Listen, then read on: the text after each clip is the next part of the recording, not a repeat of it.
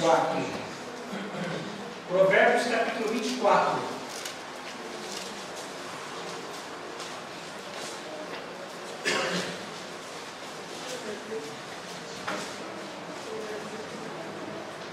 Versículo 1 ao versículo 12. Provérbios 24. Versículo 1 ao versículo 12.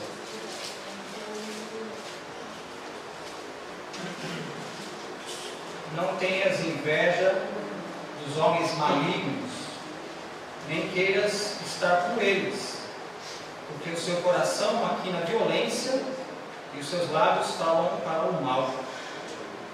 Com a sabedoria edifica-se a casa, e com a inteligência ela se firma. Pelo conhecimento se encherão as câmaras de toda sorte de bens, preciosos e deleitáveis. Mais poder tem o sábio do que o forte, e o homem de conhecimento mais do que o robusto. Com medidas de prudência farás a guerra, na multidão de conselheiros está a vitória. A sabedoria é alta demais para o insensato. No juízo a sua boca não terá palavra.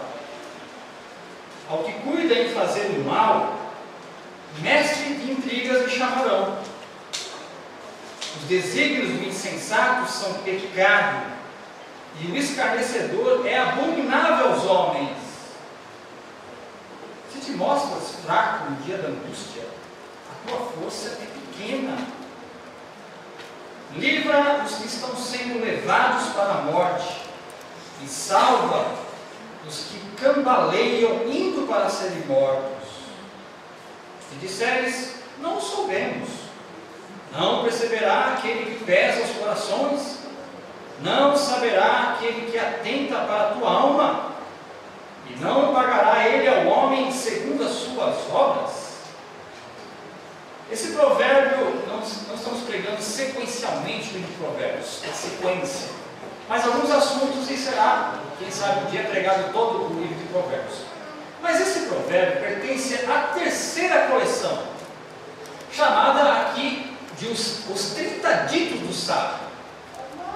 A sua introdução, observe a introdução do assunto aqui, do que vamos tratar, está em Provérbios 22, onde começa essa coleção. Provérbios 22, 17 a 19. Esse mesmo livro, Provérbios 22,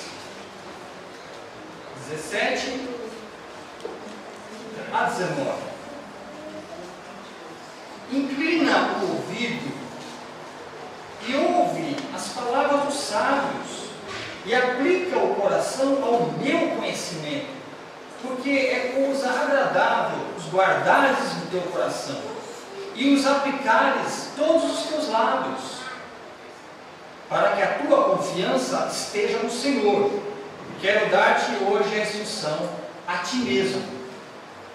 O muito importante desse dito é quando ele menciona coração, língua. O coração e a língua são os instrumentos para que você possa medir se a pessoa conhece a Deus ou não, de acordo com o coração, de acordo com o lábio. Se procede louvor, se procede daquele coração, daquela boca, palavra de edificação, se é temperada com sal. Nós conhecemos se essa pessoa conhece a Deus, nas suas palavras. Por isso que ele continua a dizer que o seu objetivo ao discípulo do Senhor, ao servo, ele continua a dizer aqui na introdução, versículo 21, 22, 21, para mostrar-te a certeza das palavras da verdade, a fim de que possas responder claramente aos que te enviarem. Veja, as pessoas vão lhe perguntar, você conhece a Deus? Para isso é sabedoria, para que a pessoa tenha no seu coração a certeza, a firmeza, a segurança de quem é Deus. Por isso ele diz, ouve as minhas palavras, não se aparte, porque alguém vai lhe perguntar, a circunstância vai te exigir uma resposta. Na aflição aflição, na dor, você não é crente? Esteja preparado. Podemos aprender com esse texto que nós lemos, e vamos aprender que o conhecimento do Senhor nos fortalece. Somente a palavra do Senhor, somente quem Ele é, o que Ele faz, o que Ele vai fazer, como Ele vai tratar as pessoas, como Ele vai abençoar e como Ele também vai pesar a mão. Isso nos fortalece.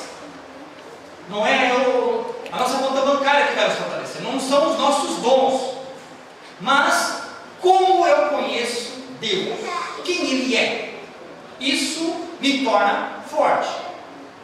E Oséias vai dizer no seu capítulo 6 em diante que o povo de Deus pereceu, foi destruído porque faltou conhecimento, faltou intimidade, faltou palavra. Então veio a tempestade, veio ali a guerra e muitos não puderam resistir. Eu destaco nesse texto pelo menos 3 coisas que o Senhor nos fortalece e para sermos fortes, para poder enfrentarmos a guerra. Em primeiro lugar, competência. Competência. Por que competência? Para alguém guerrear, aqui o assunto também é esse rei, dando dicas para esse futuro rei, como guerrear. Primeiro ele fala, edifica a sua casa, organiza a sua família, organiza seu exército, monte acampamento, instrua, mas ele quer dizer algo mais. Algo físico, ele tem um ensino por trás espiritual. Assim como você edifica a sua casa, paga as contas, não edificar as contas. Você coloca a fundação, a planta, o arquiteto e coloca a estrutura hidráulica, a estrutura metálica, a elétrica, o ar-condicionado, depois coloca tudo aquilo, coloca o design inteligente seu, as mulheres colocam as toalhas, etc. Isso é edificação. Uma casa competente, onde está tal coisa, pessoal? Está naquele armário. Onde está aquela bagunça que está ali? Você sabe, você é competente para ter a sua casa em ordem.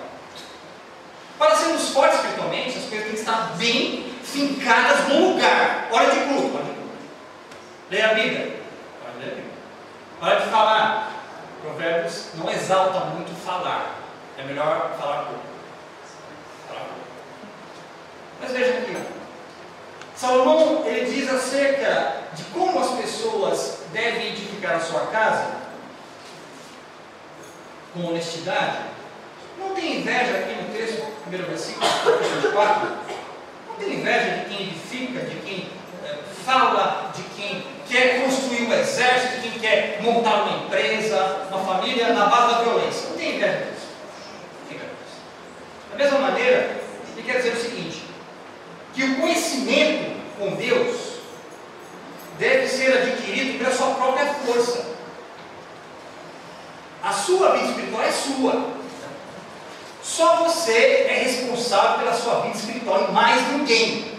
E quando alguém é negligente na fundação da sua casa espiritual, coloca o culpa no outro. O pastor não orou por mim, não foi me visitar. A igreja não tem isso, não tem aquilo. O culpado é você. Quem edifica a sua casa, o seu lar, é você. Eu não vou edificar a casa dele, e lá, não é? Me meter onde não é chamado. Tem gente que não edifica a sua casa, e aqui o texto fala claramente de pessoas que falam demais. Pessoas que no seu coração matam a violência. Tem gente que não cuida da sua vida, cuida da vida do outro. Isso é maldade. O sábio cuida da sua casa, da sua igreja, daquilo que ele é responsável efetivamente. Porque se você não cuidar da sua casa, um enxerido vai cuidar. É isso que ele está tratando. Filho, trata dos seus negócios. Edifica a sua casa. Quando vai vir a tempestade, a guerra, você tem como segurar isso. A edificação espiritual não pode vir de outra fonte. De que fonte virá o seu preparo espiritual? Quando virá guerra, quando virá fome. O apóstolo Paulo sabiamente fala para nós hoje, como igreja cristã. Veja lá em 1 Coríntios, capítulo 3, versículo 11. Primeira carta de Paulo aos Coríntios, 3, versículo 11. Não são os preceitos da pedagogia, não são os preceitos de uma seita, não são as dicas de culinária, não são isso ou aquilo outro, que pode fundamentar a sua vida. Não é um pequeno livrinho de promessas e de confortos ali. Autoajuda. Veja o que ele fala. 1 Coríntios 3, versículo 11. Ninguém pode lançar outro fundamento, além do qual foi posto, o qual é Jesus Cristo.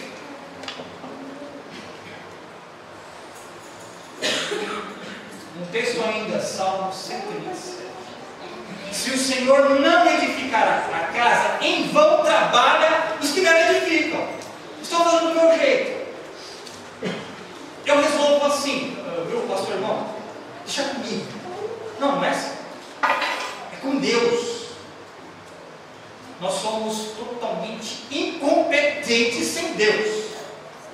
Só Ele nos faz competentes. O servo do Senhor deve ter o alvo de ser um competente edificador. Isso nos fortalece. O seu preparo deve vir do eterno. Veja lá em Provérbios 10, 25. Que fundamento o crente tem? Ele tem um livro, ele tem uma mensagem, ele tem uma edificação que passa tempo e volta a tempo e vai a tempo e fora de tempo. O fundamento é o mesmo. Veja lá Provérbios 10, versículo 25.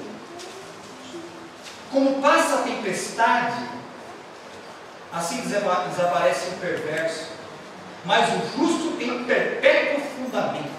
Quem não fundamenta a sua vida na palavra de Deus, o vento leva embora. Interessante, quando fica evangelizado. Manuel, os seus ídolos morreram de overdose, lógico.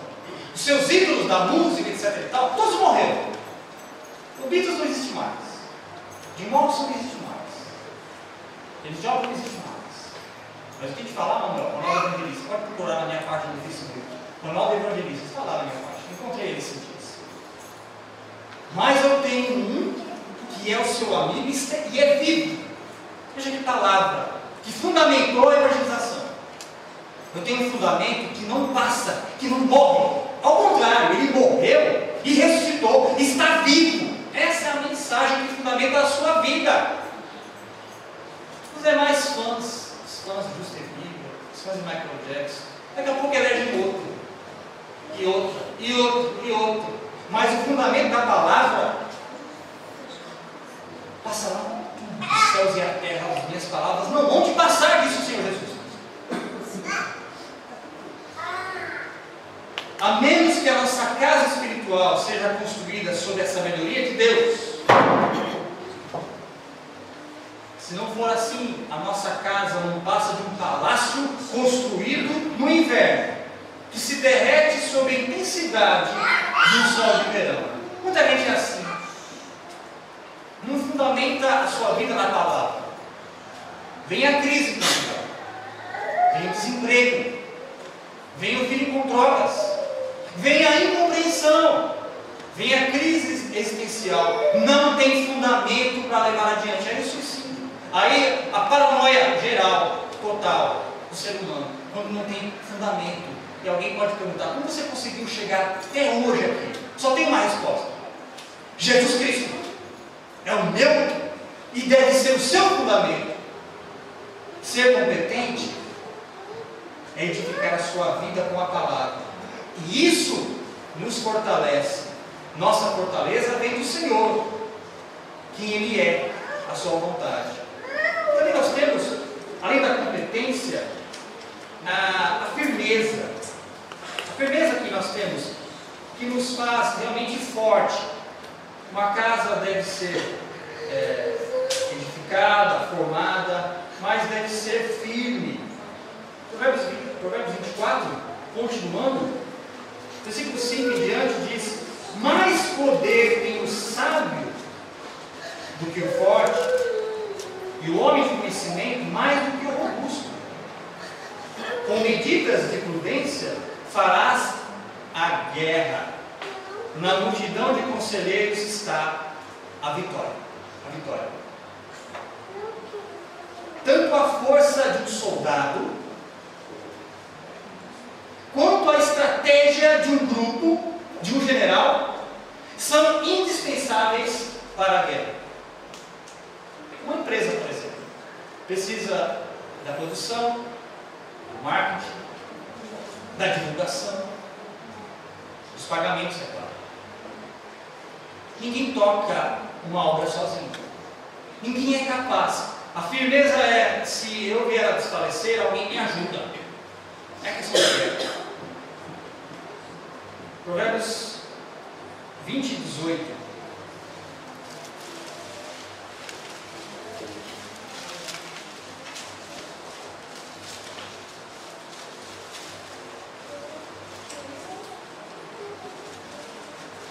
Provérbios 20, 18.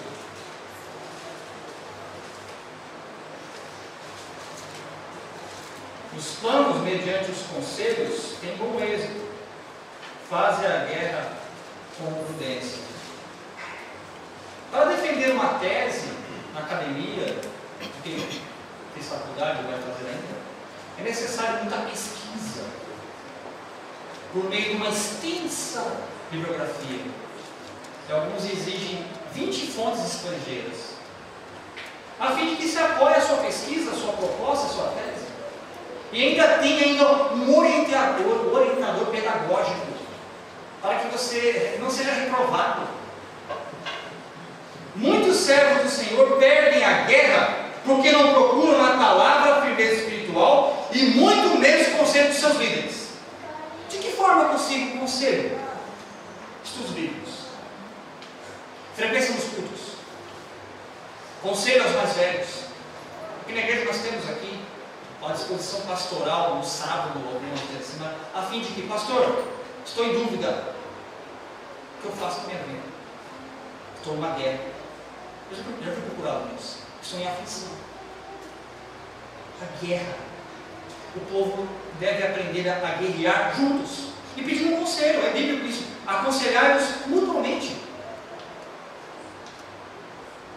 O que o sábio quer dizer aqui é que conselho, direção e força andam juntos. Você que dirige um carro, qual a diretriz que você tem? Combustível, quantos tem? Velocidade, direção, retrovisor. Isso são conselhos para chegar à jornada. Você não começa a vida cristã e você não permanece na vida cristã sem conselhos. Ouça conselhos. Quem ouve conselhos é sábio. O sábio, ele possui uma segurança firme e inviolável que o protege. Nós somos protegidos por pessoas que nos amam. Irmão, o que você acha disso? Irmão, esteja disposto a ouvir assim: você está errado. Se você não fizer isso, depois você vai àquelas pessoas que pedem oração. Pede oração, estou aflito, pede oração. E depois que você já fez a coisa errada, espero que pedir a Deus misericórdia.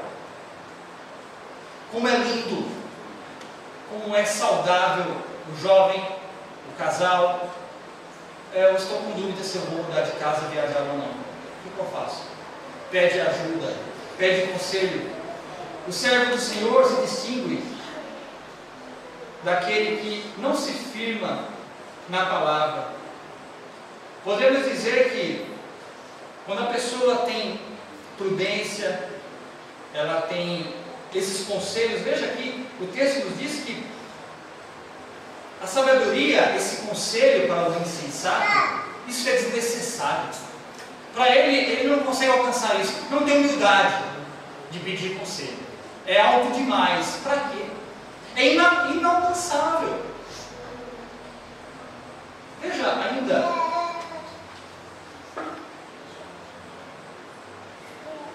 O texto de Provérbios continua a dizer aqui,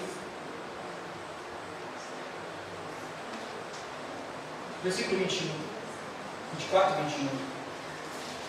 Pessoas que pedem conselhos para aquele que não tem conselho. Provérbios 24, 21. Teme ao Senhor, filho meu, e ao rei, e não te associes com os revoltosos. Como disse anteriormente, tem gente que não edifica. Como tem gente que não consegue te dar uma palavra, só palavra derrubadora. Pode ver que essa pessoa, quando você estiver na guerra, ela te deixa sozinho. Por isso que é necessário você se associar, assim como o salmista no capítulo 1 fala: olha, não ande com os ímpios, não ande com os perversos. Não faça isso. Isso não é felicidade. Ande com sábios. Ande com sábios. O apóstolo Paulo pediu, orou para que as pessoas, para os crentes, recebessem isso, esse conhecimento, essa instrução. Veja, Colossenses 1, 9 a 11. Colossenses 1, 9 e o versículo 11.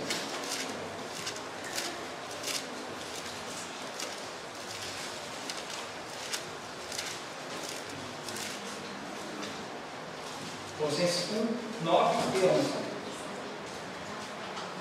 Por essa razão também nós, desde o dia em que o ouvimos, não cessamos de orar por vós e de pedir que transbordeis de pleno conhecimento da sua vontade, em toda sabedoria e entendimento espiritual. Versículo 11. Sendo fortalecidos com todo o poder, segundo a força da sua glória, em toda a perseverança e longanimidade com alegria. É necessário ter parceiros, gente, companheiro, de verdade. Você pode gostar muito de pessoas do seu trabalho, que não são crianças, pessoas da sua vizinhança, mas veja bem, a guerra deles não é sua. A diferença é que eles são de outro Senhor. Nós somos de um Senhor que não perde uma batalha. Então, veja bem, se você está perdendo batalha após batalha, fracasso atrás de fracasso, volte-se para a palavra e veja com quem você está andando. O mundo nos oferece tantos conselhos, mas muitos não provêm da palavra de Deus. Eles não podem ter isso, eles não têm capacidade. Irmãos, outra questão para a guerra é a coragem. Tem um texto aqui de Provérbios 24. Provérbios 24. Porque ele continua a dizer ao guerreiro, ao filho: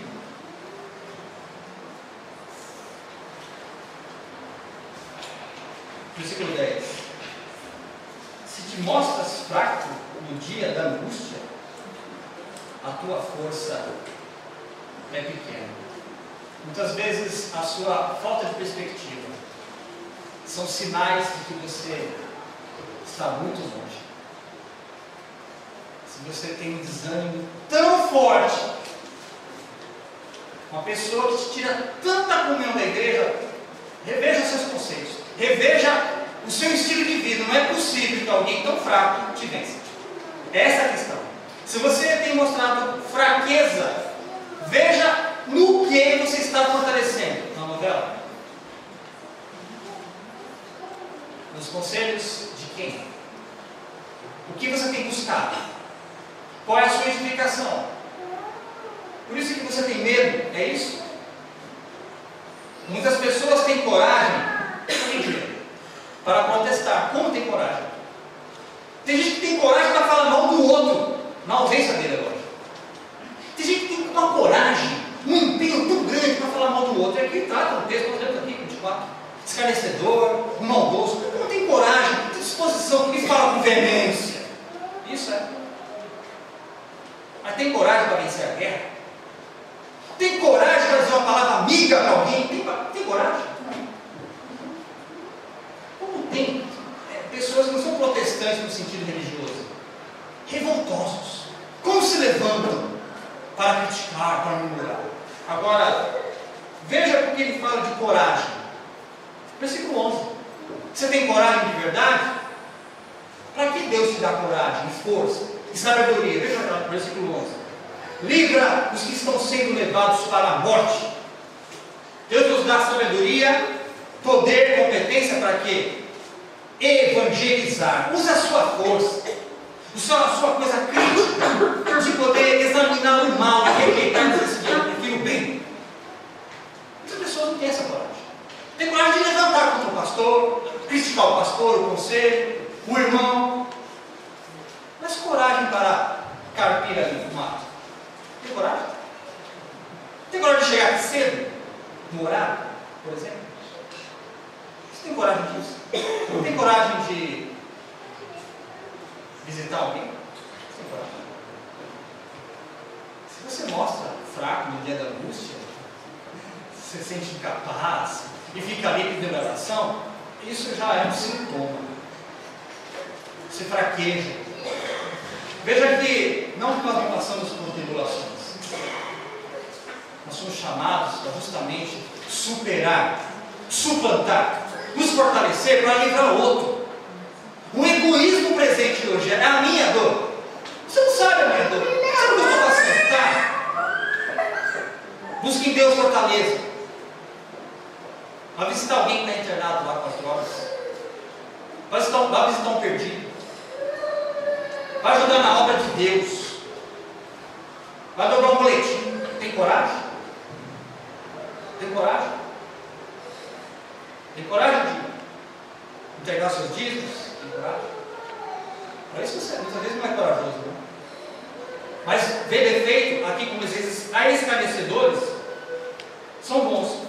Livra os que estão sendo levados para a morte e salva os que cambaleiam indo para serem mortos. Está combatendo a esse guerreiro aqui de Provérbios. Está havendo uma guerra no país. Vai em frente defender nosso país. Nosso país está no céu.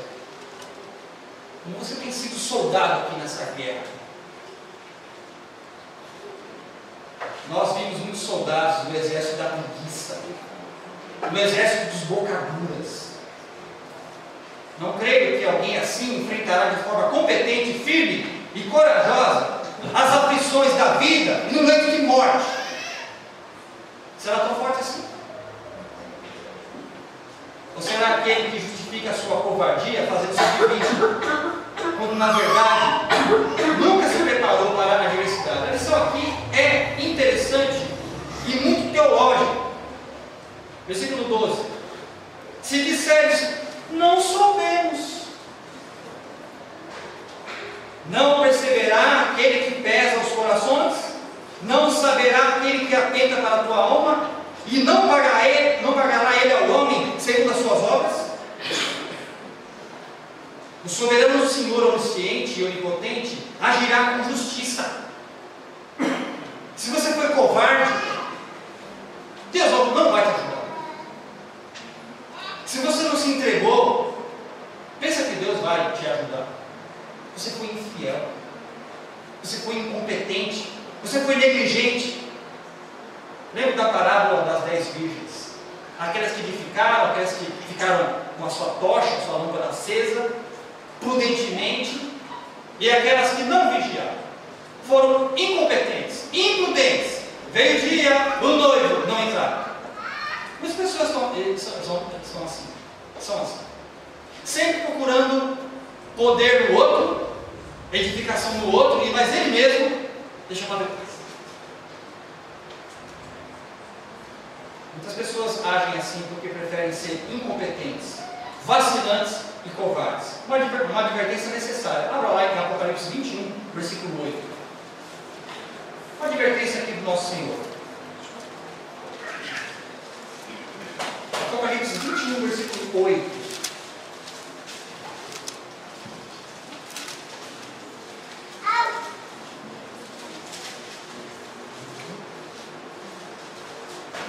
Apocalipse 21, versículo 8.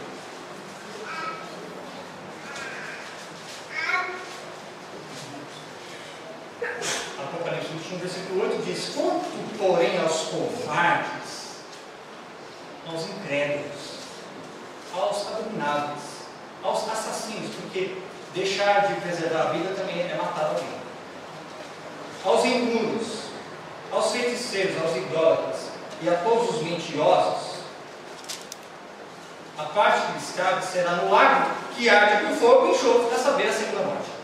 Segunda morte.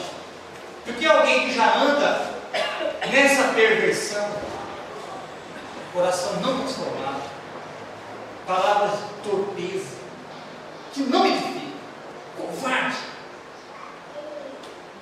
já estão mortos, caminham para a morte. E aqui o texto fala, a segunda morte, quando ele vai ser morto realmente, propriamente dito morto, morto espiritualmente, morto fisicamente, cabe a ele um lago que arde com fogo e enxofre, a saber, a segunda morte. Se você não edificar a sua vida, irmãos, sobre a rocha que é Cristo, se não for guiado e firmado por Ele, e não trabalhar para que almas sejam alcançadas, tenho a dizer que você é um fraco. Você é um fraco. O Senhor nos fortalece com a sua palavra. O que exige de nós? Seja forte e corajoso. Não cesse de falar dessa lei. Foi ali a palavra de Josué, capítulo 1. Medita dia e noite e vai para a batalha. Eis aqui a palavra. Eis aqui os conselheiros. Eis aqui a meditação. Toma posse de verdade. Seja forte no Senhor. O que te edifica hoje? Um bom prato? Não estou dizendo aquele lugar que tem um bom prato dela. Uma boa comida, isso é edificante?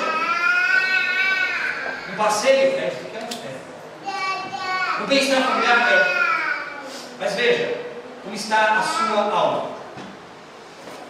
Nós achamos que tudo está pronto. Mas e a eternidade? Que tem se preparado para lá. Virá do Senhor, servo bom e fiel. Entra no gozo do teu Senhor, porque fosses fiel, fosses forte. Seja forte no Senhor, seja corajoso, e entre na guerra. A guerra é do Senhor. Amém. Amém.